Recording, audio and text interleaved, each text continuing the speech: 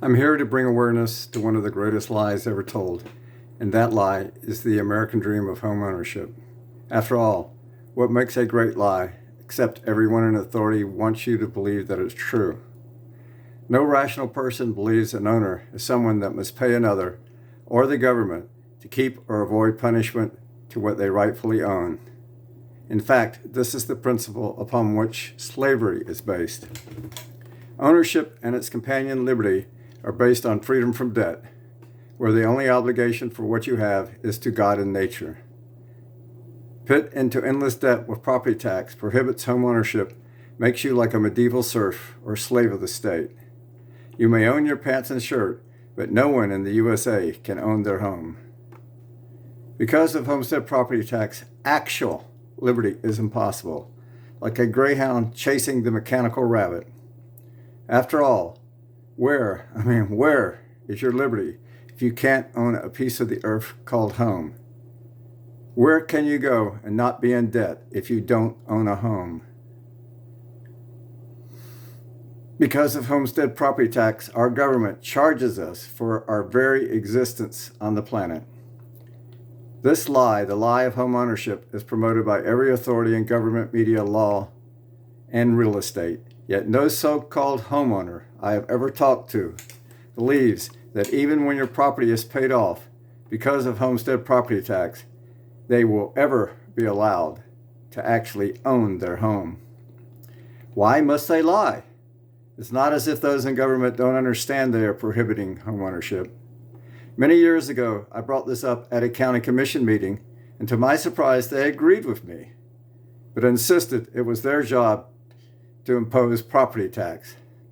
February 2007, Marco Rubio, who was a member of the Florida House of Representatives, introduced a proposal to eliminate homestead property tax and replace it with a sales tax.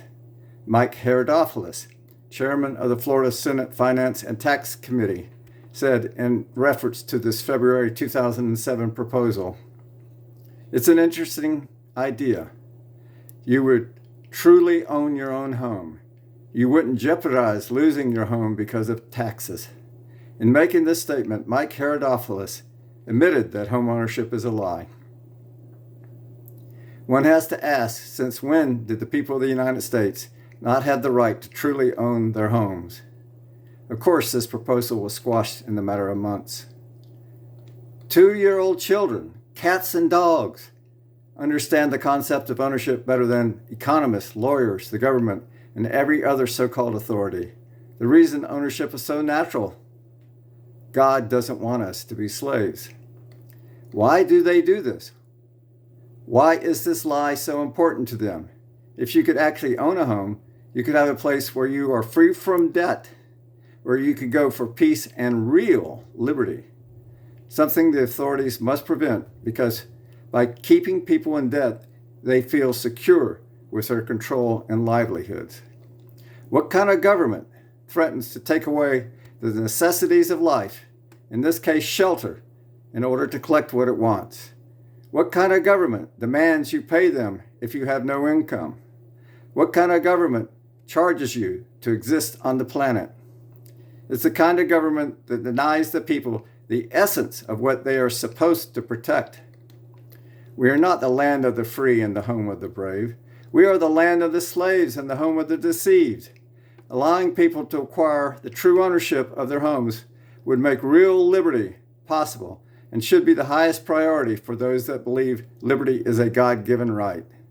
Sure, the vast majority of us are comfortable slaves, but because of endless debt to the state placed on what we rightfully own, that is a necessity of life, we are slaves nonetheless.